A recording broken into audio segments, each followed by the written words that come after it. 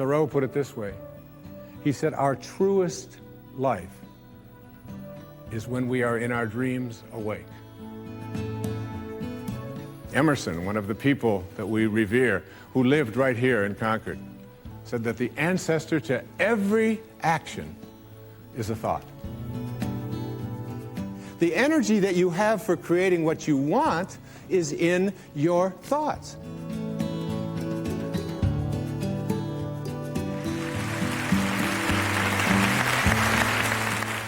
Dr. Wayne Dyer is a best-selling author, lecturer, and modern philosopher.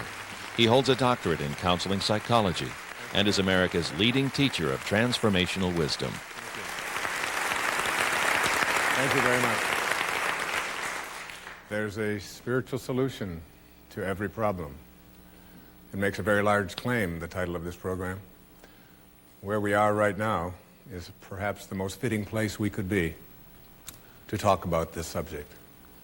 We're in Concord, Massachusetts, at the First Parish. If you look right up here to my right, there's a balcony, and Ralph Waldo Emerson and his family would come and sit there when they were children on Sundays.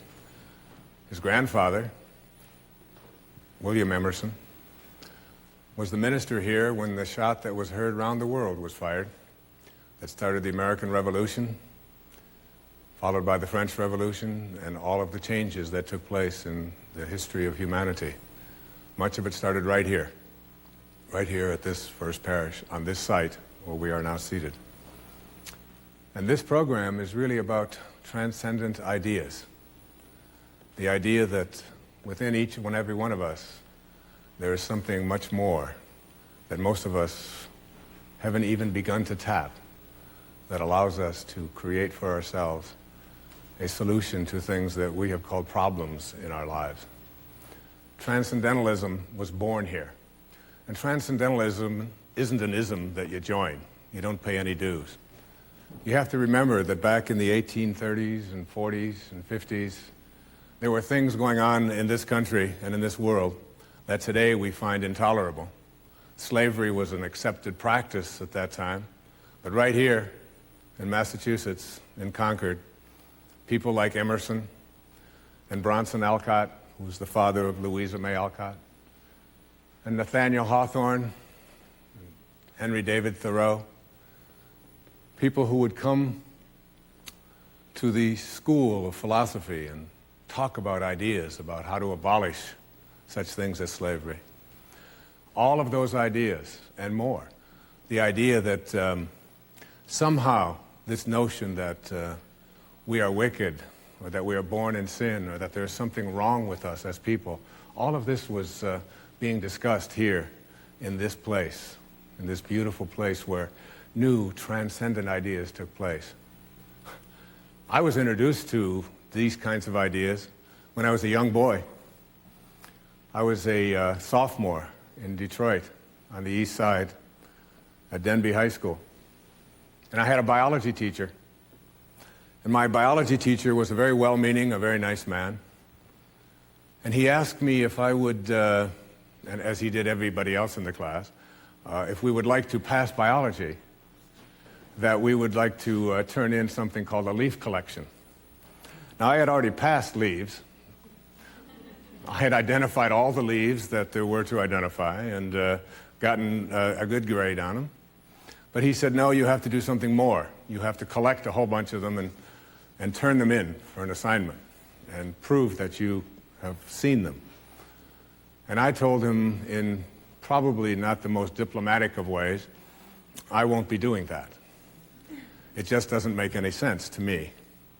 At that time, there were some tough things going on in my own family, and I was working, and my mom was going through a hard time, and there was a divorce situation taking place, and it just seemed like a waste of time to me.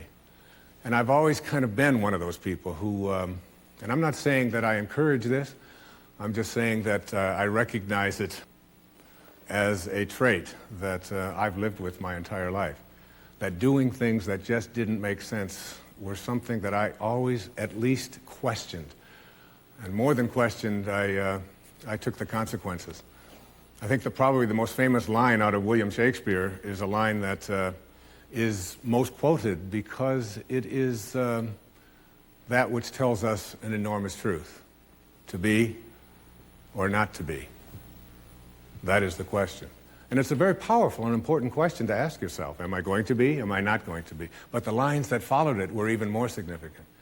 Whether 'tis nobler in the minds of men to suffer the slings and arrows of outrageous fortune, or to take arms against a sea of troubles and thus by opposing end them. And so you have to always ask yourself that question. I think I was doing that. I didn't quote Shakespeare in those days.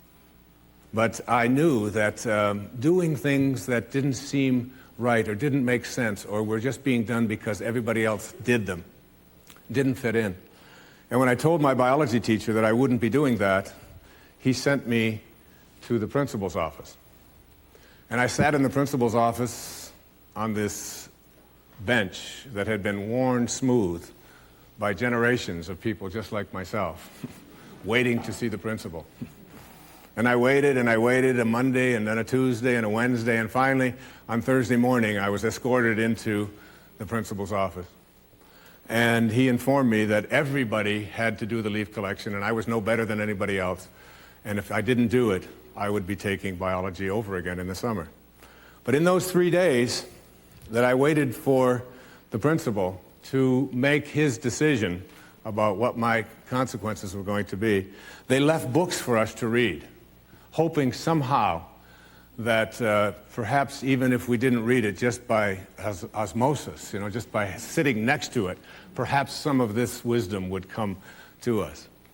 And one of the books that they left there for us to read was written by a man who came into this church and who lived right here in this town. His name was Henry David Thoreau.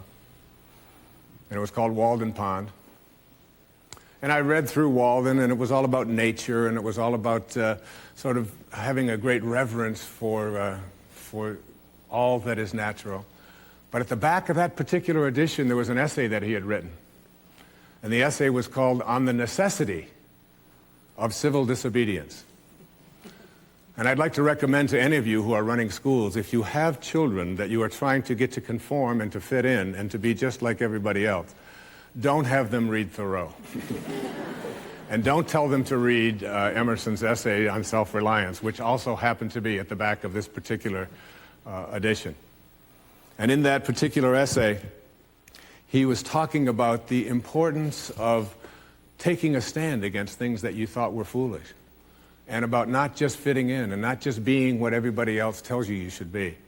And by the time Thursday got in there and I went into the principal's office, I felt like I was an American philosopher. I felt like I was someone that should be in there being recognized and have books written about, rather than someone being told to write a leaf collection. And I had a girlfriend at that time. Her name was Mary Jo, and Mary Jo was one of those people that we called curve breaker. She didn't just do a leaf collection.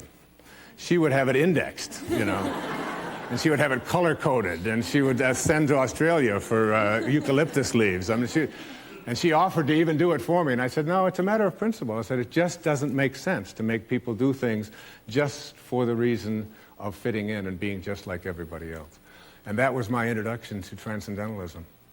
And Thoreau became someone that I had great admiration for, and Emerson, who was considered to be America's teacher, I had incredible respect for.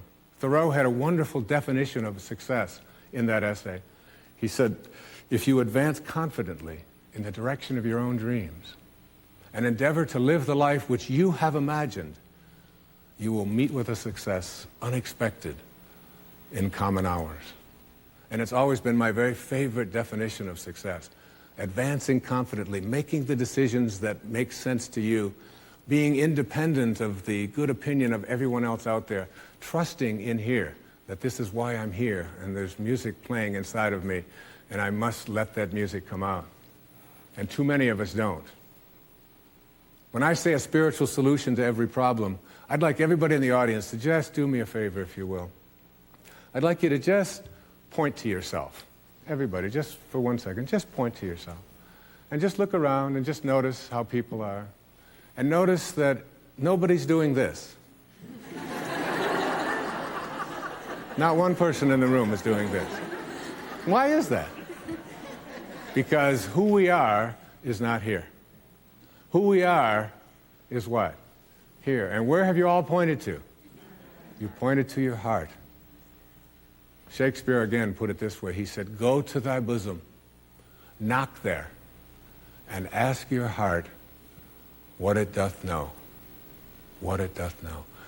Listening to your heart is what, to me, represents the approach to a spiritual solution to every problem. There's 3 words in that title, in the title of this program: spiritual, solution, and problem. I'd like to just take a brief look at each one of them and what they mean to me. I'd like to take the word problem first. You know, I've been studying something for several years, and the thing that I've been studying is called A Course in Miracles. And A Course in Miracles is a very interesting collection of brilliant writing that I think if the world were living by it, perhaps we would have far, far fewer of the conflicts and struggles and so on that we have amongst ourselves and amongst nations and in our families and so on. And one of the lines that I came across in studying A Course in Miracles hit me very, very strongly. And this line, I couldn't get it out of my head. And here's what it said in there. It said, "You do not have any problems. You only think you do." You do not have any problems. You only think you do. Our problems are things that we carry around inside of us. And if we could recognize that these things that we call problems, no matter what they are, and I'm not here standing up here talking to you on television telling you that the financial concerns that you face every day, the struggles that you face in your relationships, the whether or not you're going to be able to handle the health concerns and challenges that are facing you, all of these things that have come into our lives that we have labeled problems. But I'd like you to just remind yourself of where they are. They're not out there. They're in here. And they all represent something that I call energy. And one of my very favorite people in all the world, because he was not only a great scientist and a great thinker, but he was a great humanitarian as well. He would have really done well here in Concord. His name was Albert Einstein. And Einstein once said, "Nothing happens until something moves." Nothing happens until something moves. Everything is movement. Things look solid to us. You know, this watch on my arm looks solid. But if I were to take a microscope and turn up the magnification and look at this thing under a very, very strong microscope, you would see that it's really a dance. It's alive. It has molecules. Inside those molecules, there are all kinds of tiny little atoms. Inside those atoms are electrons and neutrons and protons and croutons and whatever it is, all of these things that we memorized when we were in physical science classes and so on. And then we have a new thing called quantum physics, and we look inside of these electrons and we find subatomic particles and subatomic particles. And what we've discovered through all of this is that everything is just energy. And you're watching a television set right now. And that television set has something coming into your home called energy. And you are looking at it, so there's visual energy, and you're hearing sound, you're hearing my voice right now, so there's something in the air between your receiver and my speaking here right now, something called sound waves, and they're all just energy. And if we were to understand how that energy comes into us, it comes into us through our senses, through our ears and through our eyes. And if we were to block off our ears and take all of the energy that was coming in the room into our ears, but before it hit our ears, we were to send it off to a scientist and say, "Give me a report, please, on this energy." They would send out the report and they'd come back and you'd look at it and you'd say, "Well, what's in there? What is this?" And they'd say, "Well, there's a lot of movement, there's a lot of energy. Some of it's very fast, some of it's very low, some of it's high, some of it's low." I'd say, "But are there any problems in this report?" They'd say, "No, there's no problems in the energy. It just comes in high and it comes in low. It comes in fast and it comes in slow." And you know, that's one of the most important principles that you can learn and master in terms of identifying things that we call problems. that energy only becomes something that we convert into problems when we put it into our head and begin to process it in a certain way. And as we process it in certain ways, we tell ourselves, these things are going to get worse, or this is a terrible experience that I'm going through, or my finances are, or I've just had this terrible bout with a disease, or whatever it might be. And all of it is something that we carry around with us. What I'd like you to do sometime is open up the Torah, or the Old Testament, and look at the opening line of the Old Testament, of the Torah. And the opening line of the Torah, these ancient spiritual texts that we all rely upon and live by. And it says, in the beginning, God created heaven and earth. Most of us have gotten through at least Genesis 1:1, all right? And we understand that. Now you move ahead 31 lines later, and it says, and all that God created was good. Now we're presented with an enormous conundrum, a difficulty in our minds. Everything was created by God, and everything that God created was good. Therefore, how do we ever explain bad? How do we explain evil? How do we explain problems? How do we explain so many of these things that are so much a part of our lives, of our consciousness? You have to see that these are all things that came about when we invented something called the ego. And this ego is nothing more than an idea that we carry around. And this idea that we carry around says that who I am is separate from this source, this perfection into which I was created. That I am separate from it. And as a result of being separate from it, I am what I have, I am what I do, I am what everybody else out there thinks of me, I am my reputation, I am separate from everybody else, and I am separate from God. The other line that came to me in A Course in Miracles, where it uses the word problem, said this: if you do have a problem, the only problem you have is your belief that you are separate from your source. The moment that we took on this idea that we were separate from our source and no longer believed in our own integrity of our own mind, the moment that we took on that, we began to develop something called problems, something called illusions. And I'd like to suggest to you that every problem that we have, the way I see it, is nothing more than a mistake or an illusion. And how do we do something about these mistakes that we have? They are in our minds. You know, it says very clearly in most of the spiritual literature, as a man thinketh, so is he. Emerson, one of the people that we revere, who lived right here in Concord, said that the ancestor to every action is a thought.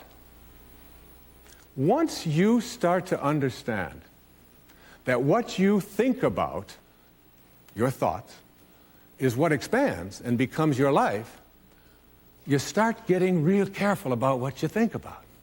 Real careful. So that when you have a thought that says, gee, I got a sniffle, it's in my nose, but tomorrow it'll probably be down here in my throat. And on Wednesday, it's probably going to be here in my chest.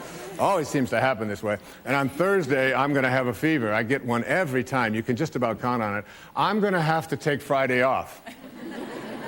Now, it's Monday morning, and you got a sniffle, but in your mind, in your thoughts, you're taking Friday off with a fever, and lo and behold, your body begins to react to this thought, which is just a mistake of the intellect to begin with. Supposing that you had a belief system that said 2 + 2 is 7. For some reason, you were just hung up on this idea. And you said 2 + 2 is 7, and you took your calculator and you reformulated it in such a way so that it would appear to be 2 + 2 is 7. And then you tried to balance your checkbook, and you tried to make your life work based upon this formulation, that 2 + 2 is 7.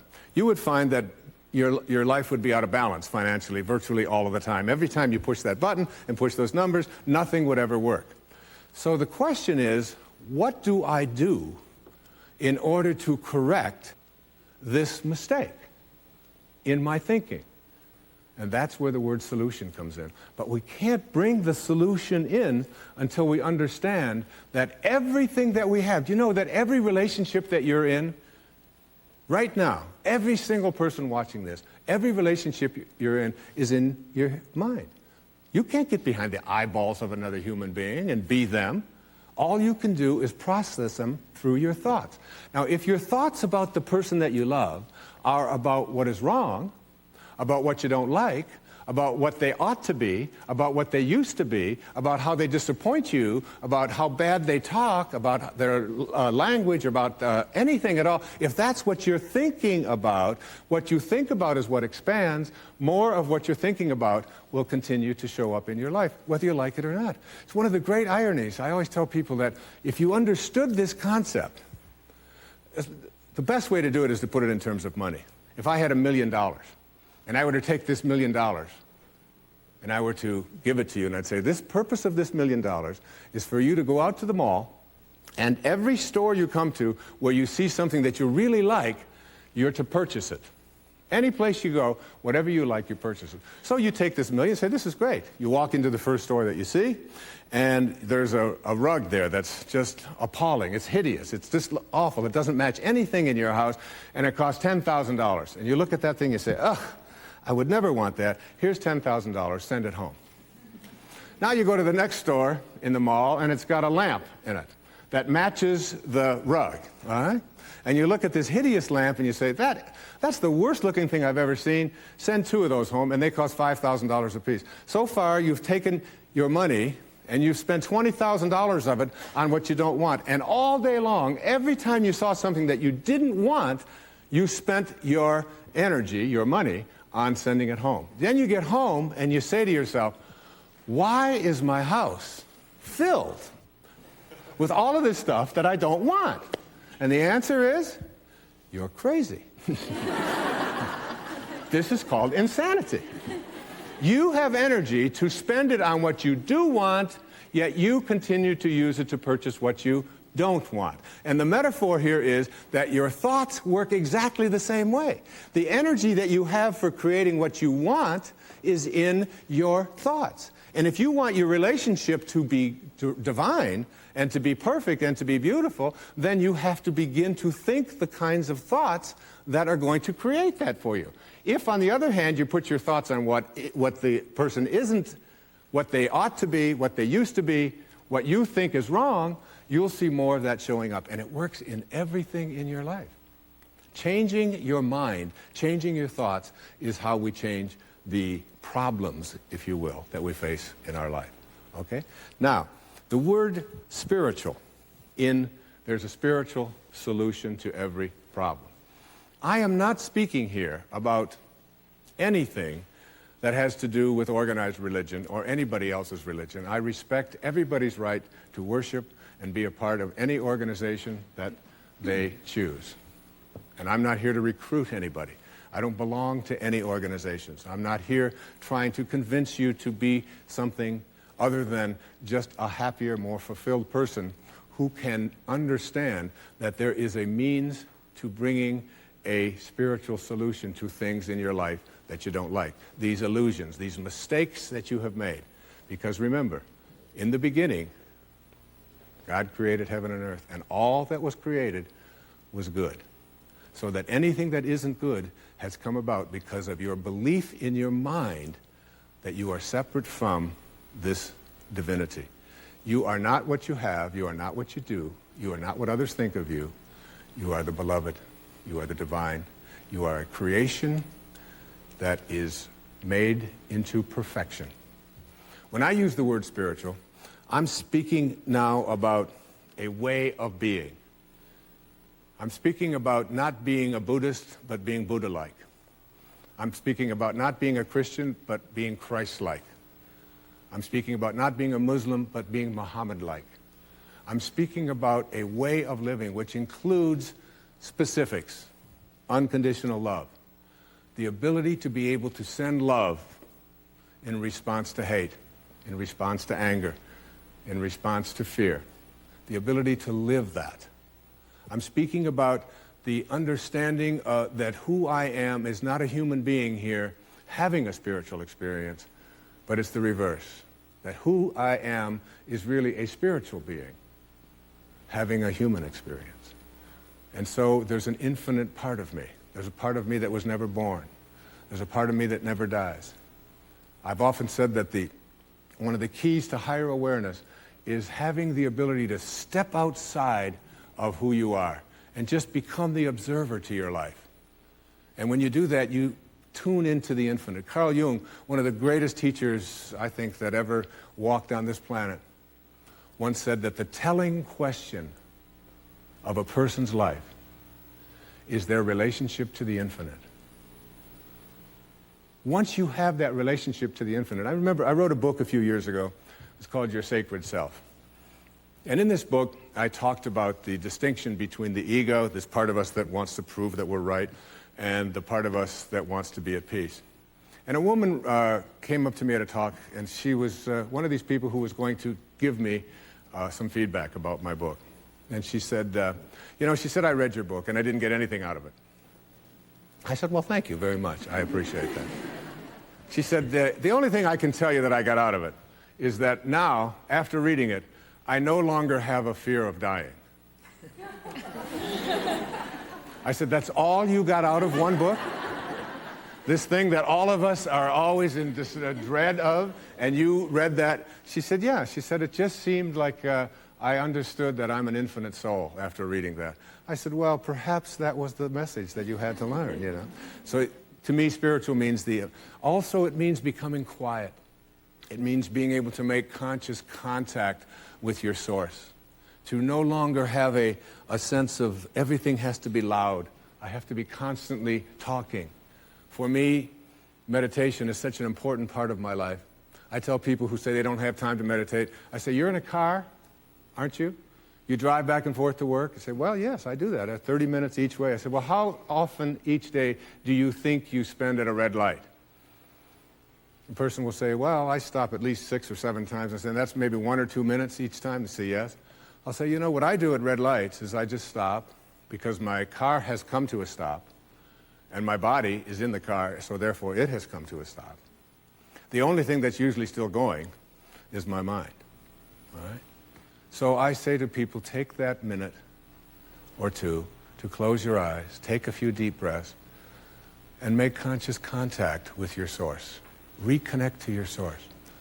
There's always somebody behind you to let you know when your minute is up. It never fails, all right? Most of us don't understand that this business of making conscious contact can be illustrated, and if you get it, understand it. See, I think of my source as the ocean, and I think of myself as a glass. And if I were to take this glass and I were to dip it into this ocean of abundance and say, what do I have here? What I have here is a glass of my source. Now, it's not as big, and it's not as strong, but it is still a glass of my source, to which I am always connected. And if I were to take one drop of this source, and I were to put it over here, and I were to say to this drop of water, I would like you to create and sustain life. I would like you to perform miracles. I would like you to end all of my problems. And you watch that drop of water, separate from its source, you would see that it's going to change form from liquid into gas. And eventually it'll return to its source. There's no place else that it can go. There's only one source. But while this drop of water is separate from its source, it loses all of the power of its source. And this drop of water, separate from its source, is a symbol or a metaphor for your ego. The part of you that believes that you have separated from this divinity into which you were created. And as long as you're here, believing that you're separate from it, you will not understand the powers that you get when you figure out a way to reconnect to your source. And becoming quiet and becoming someone who is making conscious contact with your source is what I'm asking you to look at. Because once you leave this ego behind, once you leave behind this idea that I'm separate from it and reconnect to it, then all of the powers of the source, of the ocean, the powers to create and sustain life, the powers to heal, the powers to attract abundance into my life, the powers to make my relationships divine and beautiful, the powers to appreciate, the powers to be miraculous. As one of my teachers, Abraham Maslow, once said, that self-actualizing people, these people who live at the highest levels, are people who must be what they can be. They must be what they're potentially capable of being. And this is what I mean by being in the world of spirit. One of my favorite Persian poets, Rumi, who lived back in the 13th century, once said, "Sell your cleverness and purchase bewilderment." Be in a state of bewilderment. That's what I mean by being spiritual. One of the ways to test whether you're on the path that I'm speaking about, the path of being into a spiritual being, having a human experience rather than the other way around, is to detect in yourself how much of my energy and my time do I spend being in a state of cheerfulness. How cheerful am I? Or how morose am I? How down am I? How, when I'm coming home to my family and to those that I love, how am I anticipating what it's going to be like when I go into the house? Am I down more? Am I unhappy more? Am I looking at the pessimistic side of life? Am I always feeling that something might be wrong? Am I putting my attention on what I don't want? Because if your thoughts are on what you don't want, and what you think about is what expands, what you don't want is what you'll continue to see showing up in your life. You'll keep purchasing it. Another element of what we call spiritual in these three words in this program is the sense or the extent to which you feel connected to other people. You see, the ego is the part of us that believes that we're separate from each other. I'm separate from you, you're separate from me. You have a different body than I do. I'm separate from what I would like to attract into my life, and I am separate from God. When you move into a spiritual approach to life, you begin to see yourself as connected to everyone and everything. And competition is replaced by something called cooperation. And when you see another human being in pain or struggling, you know that a part of you is in pain and struggling. And you begin to reach out rather than looking within and saying, how does this affect just me? It's almost as if you have to make a shift. And there's a wonderful story, and I'd like to share this story with you. It's a story, this is a story that took place at the Special Olympics in Seattle. And it's a true story. And when I read it, it really grabbed me. And I thought, when I do this program, I would like to share this with the rest of the world. A few years ago, at the Seattle Special Olympics, 9 contestants, all physically or mentally disabled, assembled at the starting line for the 100-yard dash.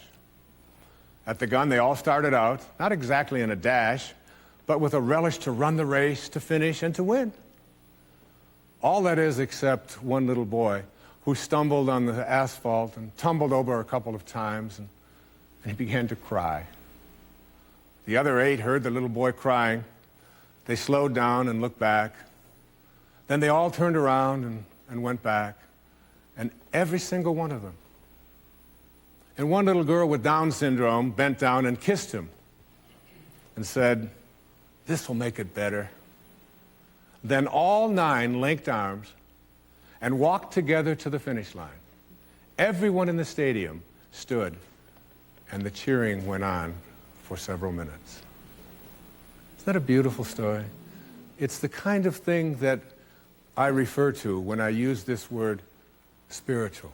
A sense of an awareness that it isn't about being better than somebody else. I think true nobility is not about being better than anyone else. It's about being better than you used to be. And I know this about myself, that if any one of you watching this show, or any of you here in this audience were giving this talk, I could be sitting in that audience, and I would have just as much to learn from what you had to say to me as you have to learn from what I may be saying to you. The thing that I know for certain today is that I'm just better than I used to be. As a man, as a father, as a writer, as a speaker, I know that I'm better than I used to be. And I try to make that something that I do each and every day. Just a little bit better than I used to be. To me, that's what I mean when I use the concept of spirituality. So there we have problem, which is a mistake of the intellect, believing that we are separate from our source, things that we carry around inside of us. Remember that if any one of you were just suddenly given the wand, which took away your ability to think, all of your problems would go with it. All right? And spiritual, it means cheerfulness, it means kindness, it means peace, it means love, it means forgiveness, it means living these principles, feeling connected and knowing that you're infinite. And finally, the word solution. And what is the solution? The solution is the most exciting part of the program.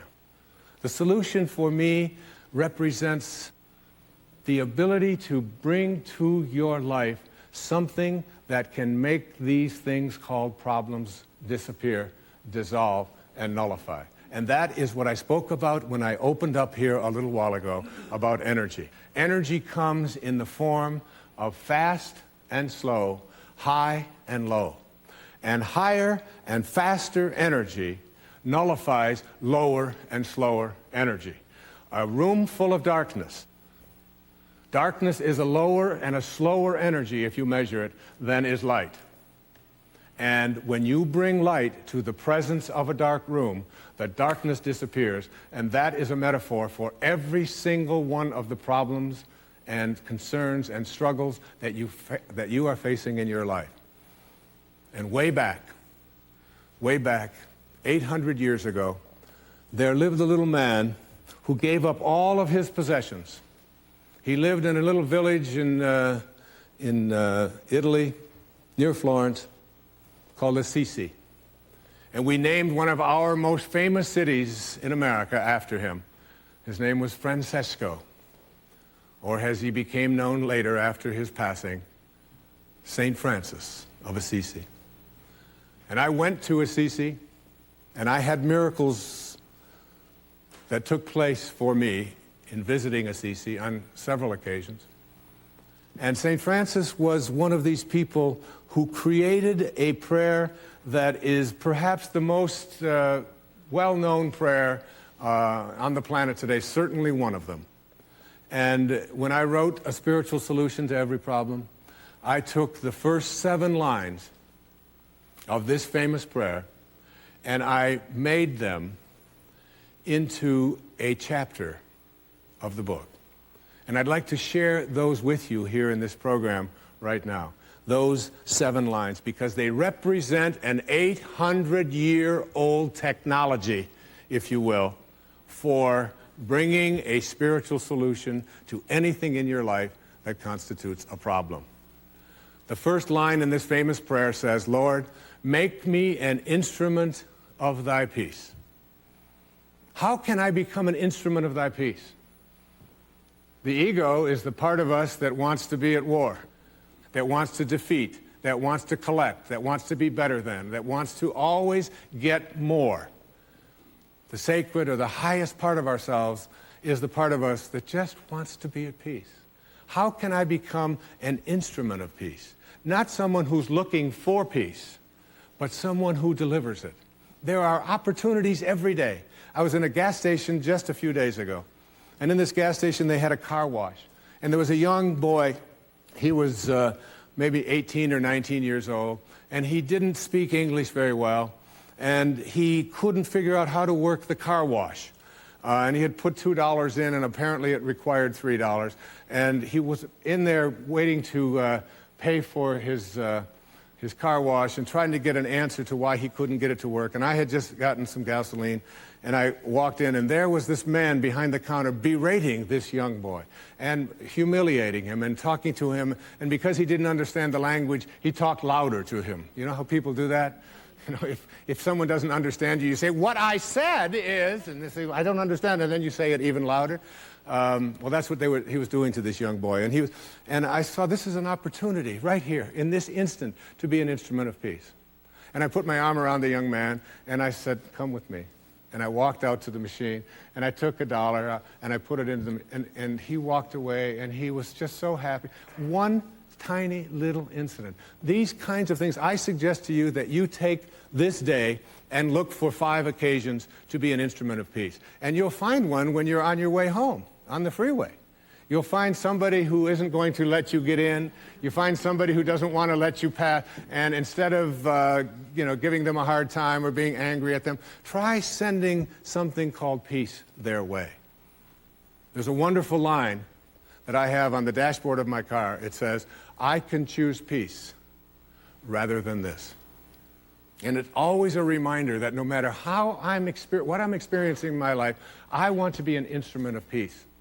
The second line in this very famous prayer says, "Where there is hatred, let me sow love." It's been said that the 3 most difficult things to do in the world are this. The first is to send love in response to hatred. The second is to defend the absent. That is, whoever's being gossiped about, you become their spokesperson. I do this with my children all the time when they're all saying this, and then she said that, and he said that. I'll say, "Excuse me, but who is defending the absent person here?" "Well, why should anybody defend her?" I'll say, "Well, I'll just take her position right now, if you don't mind." And the third is to admit when you were wrong. And it doesn't mean necessarily to say, "I just made a mistake."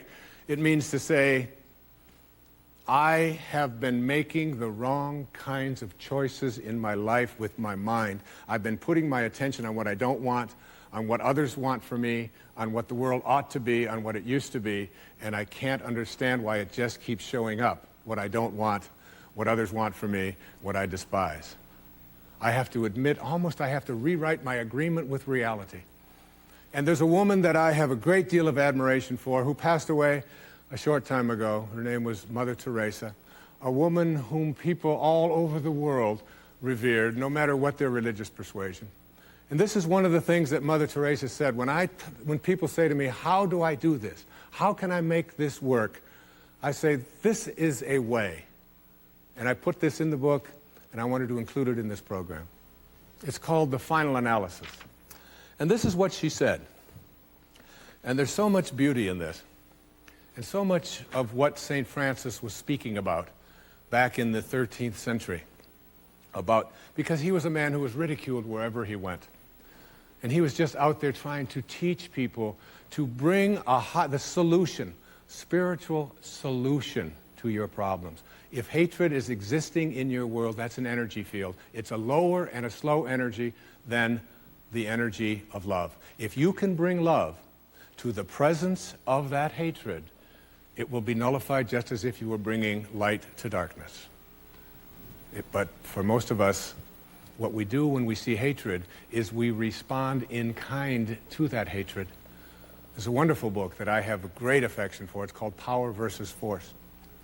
It's written by a psychiatrist. His name is David Hawkins, and he's a PhD as well. And he talks about how mankind has not evolved because every time we have a dispute, what we do in that dispute is when someone has hatred or anger or any of these slower and lower energies, is that we respond with the same energy of hatred and anger. And what we do is we create a counterforce, and that counterforce weakens everyone in its energy field. They said of Jesus, they said of Buddha, they said of these great spiritual masters, and Mother Teresa was one, that when they would walk into a village, just their presence in the village and nothing more would raise the consciousness of those around them. Just by being in the presence of someone who radiates out this kind of love, you alter it and change it. And here's what Mother Teresa said. She said, "People are often unreasonable, illogical, and self-centered. Forgive them anyway." If you are kind, she said, people may accuse you of selfish, ulterior motives. Be kind anyway. If you are successful, you will win some false friends and some true enemies. Succeed anyway. If you are honest and frank, people may cheat you. Be honest and frank anyway. What you spend years building, someone may destroy overnight. Build anyway. If you find serenity and happiness, they may be jealous. Be happy anyway. The good you do today, people will often forget tomorrow. Do good anyway. Give the world the best you have, and it may just never be enough. Give the world the best you have anyway. You see, she said, in the final analysis, it's all between you and God. It was never between you and them anyway. Isn't that beautiful? It's Mother Teresa, and you should applaud because she deserves that. Thank you.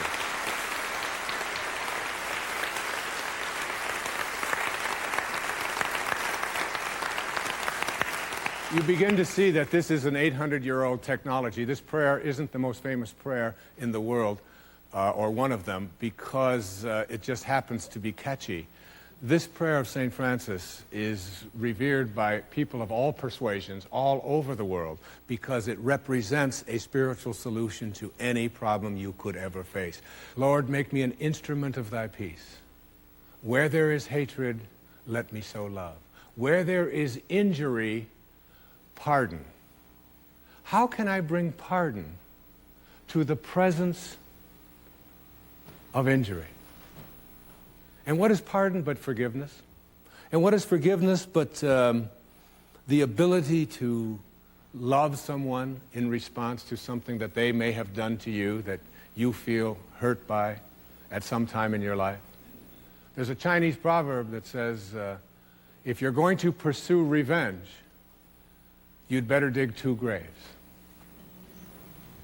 Because one of those graves will be for yourself. You know, I told you the story at the beginning of this program of my biology teacher and the leaf collection. Always be careful about how you treat anybody in your life. Even your little children. You may work for them someday. 15 years after I took biology for the second time that summer,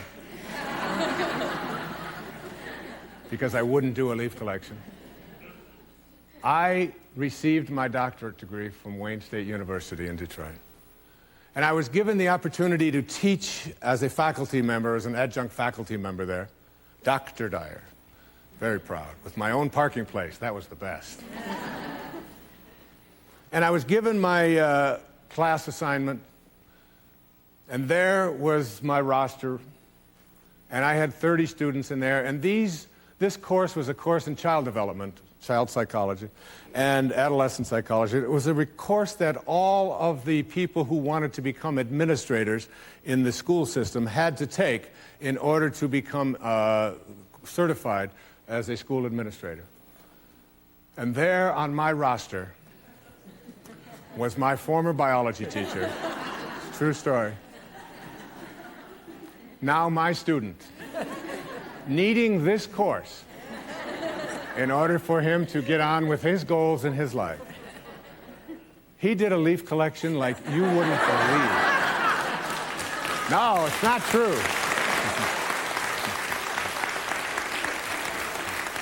No revenge. I didn't even tell him, but I often thought about sending him down to Australia to get some eucalyptus leaves. It's just a requirement of the course. Everyone has to do it.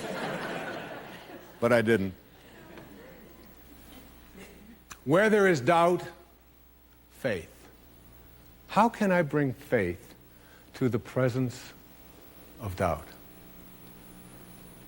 Rabindranath Tagore, the great Indian poet, once said that faith is the sound that the songbird makes before the dawn. Before the dawn. The songbird has got incredible faith. He knows the dawn is coming. And the ability of each and every one of us to just go within and find something inside of us. Someone said to me today that that's fine what you're talking about, but he said, I'm an atheist. And I said to him, I said, try not to think of it in terms of whether or not you belong to a perfect system or whether God exists or doesn't exist the way you have been raised to believe. Try thinking of it as a presence. When you go to sleep tonight, look at your fingernails. And know that in the morning, they're going to be just a little bit longer than they were when you went to sleep. That there's a force in the universe that is everywhere. And this force doesn't grow your fingernails and stop yours from growing. This force doesn't allow your hair to grow. Well, that's not a good example for me. This force doesn't beat your heart and not mine. There's one force, one power in all of the universe, and it grows our fingernails, and it beats our heart, and it aligns the planets, and it opens every flower every morning, and it is this universal one song, universe, one song, that connects everything in the universe. It is a way of looking at the world from a spiritual perspective. Where there is despair, said Francesco, let me send hope. Michelangelo once responded, he said, the greater danger is not that our hopes are too high and we fail to reach them. It's that they are too low and we do. I do talk radio across the country all the time. And people will call in with a disease that has been diagnosed as terminal. And I will always tell that person that whatever energy that allowed any miracle to ever take place, that law is still on the books. It hasn't been repealed. Go to that place. Go to that place within you, that quiet place where you have an awareness that you can commune and reconnect to your source. And go there and be at peace. Find that inner joy, that inner island, that inner Tahiti that Melville described, that allows you to know that I am not going to have despair. I'm going to have hope. Where there is darkness, light. And I've spoken already about this whole metaphor of darkness and light. One of the most beautiful quotes from Ralph Waldo Emerson, Ralph, who sat right there, he said, there is no object so foul that intense light will not make it beautiful. And so often our thoughts are of darkness. So often at night, sometimes people they'll lie in their bed and they won't have any light in the room, and their mind will go into all of the fears and all of their worries and all of the stress. And I tell people, turn the light on. Bring light, literally bring light to that presence. Because in the daytime, when the sun is out, when you're out in the light, things just don't seem the same as they do in the darkness, do they? And it's that light, that bringing light to the presence of darkness. Light is a higher and a faster energy. Bring that energy to the presence of that lower and slower energy called darkness. And it is nullified. It can't survive, nor can hate, nor can anger. Perfect love, it says in the scriptures, perfect love casteth out all fear. Fear cannot exist in the presence of love. And sadness cannot exist in the presence of joy. Where there is sadness, Francesco said, let me bring joy. Let me find a way inside of me to bring joy into my life. Many people in my life have brought me great joy. Some of them are here today. One of them is a lady who has worked for me for over 20 years. She doesn't understand the concept of not having accidents yet, and I've talked over and over again about when you reach the level of consciousness I'm speaking about, you will access things called intuition and insight, and then you will not be slipping back into these worlds of problems. Her name is Maya Lebo. She sits right here. Thanks for being here, Maya. God bless you. So many wonderful and powerful people in my life. All of them have done this thing for me. They have brought joy to the presence at times in my life of perhaps worry, perhaps fear, perhaps a little grief, sadness. And when I see them, I know that I'm living this prayer. You know, when I was raising my children, and I'm still doing that, one of my little girls, her name is Sky, and when she was just a baby, she would loved to sit on my stomach when we were in the swimming pool or in the ocean. And she would just sit up there, and she would love to sing. And when she would sit up on there, we would sing this song. And I would put my arms in the water, and she would be sitting up there. She's a year and a half old, and she would laugh. She was always full of laughter and beauty. And we'd sing this song. And as we'd sing the song, I remember going back into my home and writing the words down, because they seem to me that some of the simplest things that we say to ourselves continuously often get repeated because there's such great wisdom in them. Like that quote I used earlier of Shakespeare's, to be or not to be. That is the question. It is the fundamental question that Emerson and Thoreau and Alcott and Hawthorne and Julia Ward Howe and all of these people who came here, Louisa May Alcott, so all of these people were asking these questions and asking people to look at their own lives and to find within them their own divinity and not be doubting that and finding fault with it. And as we would sing this song, I thought it had so much meaning, it had so much sense. And the song goes like this. Most of you know it. We would sing, row, row, row.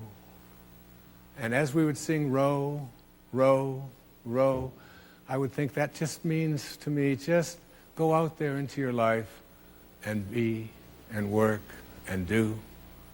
Because when you're born, Khalil Gibran, the Lebanese poet, said, when you are born, your work is placed in your heart. There's something that you came here to do. There's no mistakes in this universe. The only mistakes are the mistakes that we have, that we are separate from the perfection into which we were created. Row, row, row your boat. Don't row my boat. Don't row somebody else's boat. Don't try to row a boat that somebody else tells you you should be rowing. Row, live, work your own boat. And how do you row this boat? Always gently, always gently, always with love, always with peace, always with kindness. Row your boat that way. Row your boat gently down the stream. Don't row up the stream. It takes away all of your energy, and it'll just create a counterforce of frustration for you. Get in the stream of life and row your boat gently down the stream with the currents of life, with the great Creator, merrily, always with joy, always with cheerfulness, merrily, merrily, merrily, merrily. And you know, Thoreau put it this way. He said, our truest life is when we are in our dreams awake. Because life is but a dream. Let's sing it together just for a minute. Together. Ready? Row, row, row your boat gently down the stream. Merrily, merrily, merrily, merrily. Life is but a dream. That's all it is. It's just a dream. God bless you, and thank you for coming today.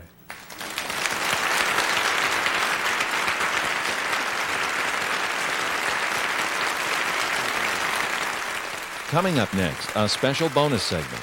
Dr. Dyer demonstrates the energy of our thoughts, plus a special musical performance.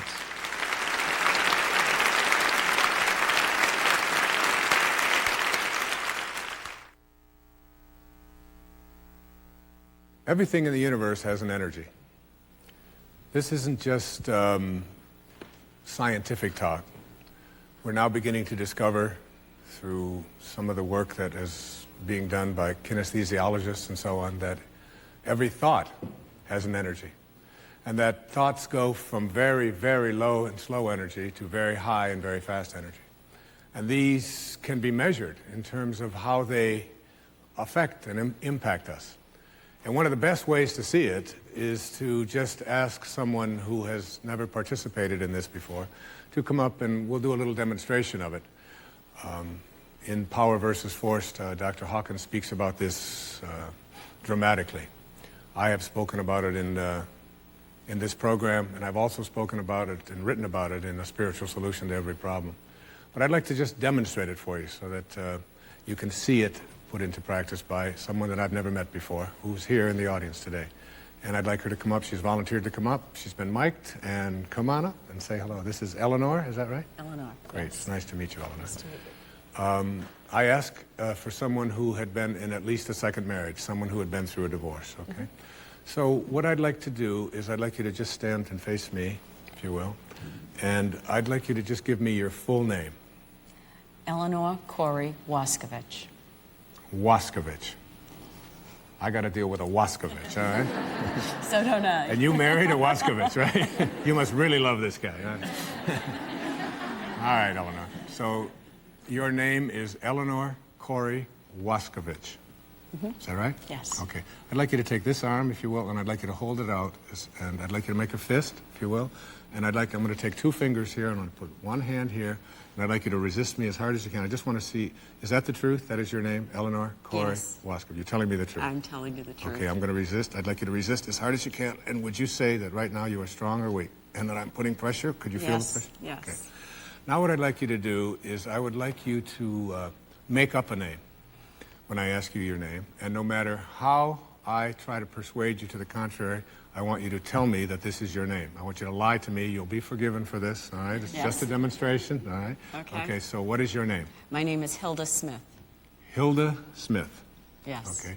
So you're telling me that your name is Hilda Smith? Yes, I am. And is that the truth? Yes, it is. That's the truth. That's the truth. What is your name? Hilda Smith. And that's the truth. That's the truth. Okay, hold on to that thought and resist me as hard as you can, okay? And I'd like you to, okay. Now give me your real name. What is your real name? My name is Eleanor Corey Waskovich. Is that the truth? That's the truth. Okay, resist me. Okay, now I'd like you to give me the other name. What is your name? Hilda Smith. Is that the truth? That's the truth. You're telling me the I'm truth. telling you the truth. Okay, hold on to that thought. I'll and hold on resist. to that Okay, thought. and resist me as hard as you can. Do you see the difference? Oh, absolutely. Okay. There was no way I could keep my hand up. Yeah. We could have saved $93 million by bringing President Clinton up here. Anyway, okay.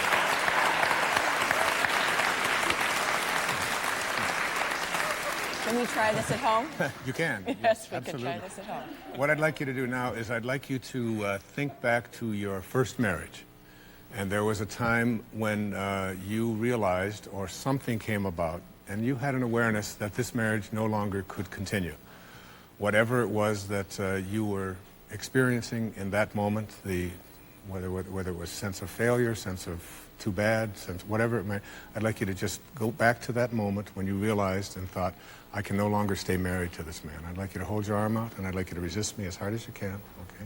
And resist, resist, and would you say that that thought makes you strong or weak? Put your arm out again. Okay, go back to that moment, all right? It's a sad moment, I can tell, all right? And resist me. And would you say that moment makes you strong or weak? That moment made me strong. Okay, try again. Resist, resist it. Then why am I able to push your arm down? I don't know. Okay. You tell me. All right. Now I'd like you to come to this marriage. Are you married now? Yes, I am. Are you happily married to Waskovich? Well, you going to do the hand thing? No, I'm not going to test it on whether it's a lie. I am. Okay. All right, so I'd like you to hold your arm out. And I'd like you to think in this moment, I'd like you to think about this marriage and this man, the man that you're married to, and how you feel about him right now. You know, that you're in love with this man. All right, just hold your arm and resist me as hard as you can. Resist. And would you say that that makes you stronger or weaker, that thought? Stronger. Okay, so the thought of the marriage that you're in and the love that you have makes you stronger than the thought that you... I'd like you to go back to a moment in your life, and I don't want you to share it here on television or anything. I'd just like you to think of a moment when you experienced shame in your life, all right? Something that you did, Eleanor, at some time in your life, young girl, woman, whatever it might be, that you felt shame. You don't have to share it or ask me, but I'd like you to just go to that thought and that feeling that comes about as a result of that thought. Try to relive that moment. Can you come back to that moment? Okay, and hold your arm out. And now you're thinking shame, okay? You're ashamed of something, okay? And resist me as hard as you can, all right? And what would you say? I was feeling weak. Okay, try again. Resist now as hard as you can, I will. okay? You're Yep. ashamed. Ready? And it's almost as if you have no strength at all.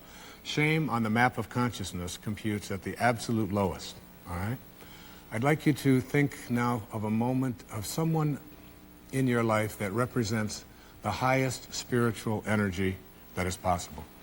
Whether it's a Buddha, whether it's Jesus, a Mother Teresa, a St. Francis, anybody at all that ever walked on this planet that to you symbolizes the highest spiritual values. And who would that be? So we can all have a picture of who that is. Mother Teresa. Mother Teresa, okay. Would you put your arm up, please? And I'd like you to get a picture of Mother Teresa, okay, and what she symbolizes, and resist me. And would you say that that is making you strong or weak? You're very confused by this. Okay, once again, Mother Teresa, okay? Mother Teresa. Okay. Now I'd like you to get a picture of someone that symbolizes evil. I'll give you a little help with it. Let's try an Adolf Hitler, okay? Someone who represented as symbolized putting children into ovens, someone who had a final solution, someone who is a symbol of that which we despise, perhaps, okay? Or Charles Manson or something. Can you get a picture of Hitler? Oh, yeah. Okay. So, and put this, and get that picture in your mind. Just get a picture and resist me as hard as you can. Resist as hard as you can. Did you say that that makes you strong or weak? Well, weak. Okay, now go to Mother Teresa. Just change the thought, okay, to Mother Teresa. Now go to Hitler. Change the thought. Can you see the difference? Yeah. Okay. So that every thought that you have has an energy about it. And when that thought is on the higher energies, the energies of love, the energies of kindness, the energies of acceptance, and there are many of these that we could demonstrate here, you are strengthened. And when you have a thought that is on hatred, on shame, on evil, it brings you lower. Thank you very much. Thank you. God bless you. Thank you. Thank you.